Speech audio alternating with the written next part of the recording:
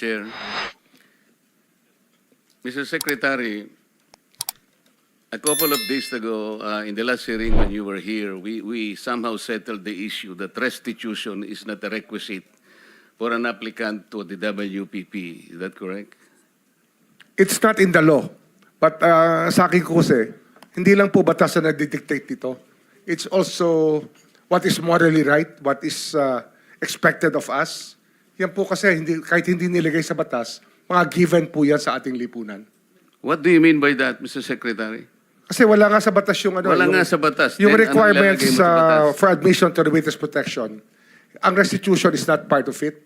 Yes, it is not. Oh, pero hindi mo nangangahulugan na hindi namin pwede i-layout yan depending on the case. Mr. Secretary, I am still in the stage where a particular applicant wishes to apply under that program. And there is a process.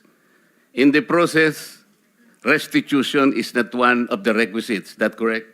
Opo, pero if it's in terms of this case being a financial crime, sir, this is a crime against the Mr. financial Secretary, status of the Filipino people, of the Philippine Republic. I think that it's just right. Mr. that we ask. Secretary, are you amending the provision of the No, law? sir. No, sir. But that is how we run the witness protection program. As a lawyer, Mr. Secretary, may I ask you, in a criminal prosecution, the civil liability is impliedly instituted. Is that correct? Of course. Kaya nga eh. Hindi naman nangangahulugan kung sakasakali na natapos na yung criminal prosecution. Kapag ka nakita na mayroong criminal liability yung tao, because it is impliedly implied, doon lang magkakaroon ng restitution. It will come after. Paano mo sasabihin na magre-restitute ang isang tao? Meron na bang findings kung magkano i-restitute on how it can be restituted? Nag-a-apply pa lang eh. Huwag po ninyong babaguhin ang requisite ng batas, Mr. Secretary. I thought nung dumating ka dito, nagkaintindihan na tayo eh. Kaya nabablar ang proceedings natin eh. Kaya nga kinote ni, siguro, ang chairman kanina gusto kong ituloy ito. Sinabi niya, nagpa-interview siya, na goodwill and sincerity should be done para i-test. Pwede ba yung ganito? I respect your opinion, sir. But It that's is not how, my opinion, it is in the law, Mr. Secretary. Yes, sir. Yes, sir. But I am operating... The arbiter Sir, is can I the speak, law. sir? May I speak, sir? Yes, you I'm are operating from the Senator Marcoleta, from the kindly allow vantage the point of the resource reason behind the law, sir. What is the reason behind the law? So that we can get justice, and justice can only be attained if there is restitution. So that is the principle behind all of these things that we are talking about now. Mr. Secretary, restitution will come after. It cannot be. Sir, it can cannot come before or after, sir. It can come before or You after. cite the law that it come before. Wala nga po sa batas eh.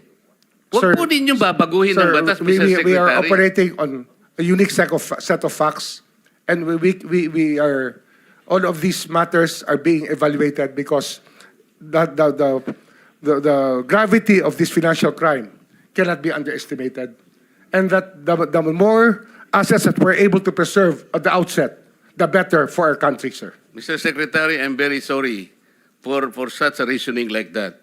Alam mo, nakikinig I'm very ang sorry, buong sir. bansa. Also, sir, I'm very sorry too if you do not agree with me. But I respect your opinion, sir, and we will carry out our job as we deem fit, as we see. Mr. Chair, I that said the I country am not needs. expressing an opinion here. I am articulating the provision of law. You do not change the provision of law, Mr. Secretary. You may be disbarred from doing this. Then it's your opinion, sir. It's your option, sir. Sinabi ko na nga, hindi ko opinion dito. I am articulating Then it's your option, the sir. It provision of is law. what you wish to happen. That you may proceed Ikaw ang with what you nagbibigay wish. ng opinion, nilalagay mo yung restitution to test the goodwill of a possible applicant. It is not in the law.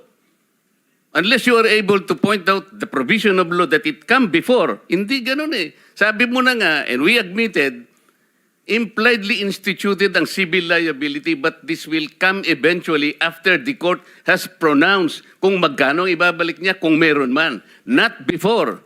Thank you, Mr. Chair.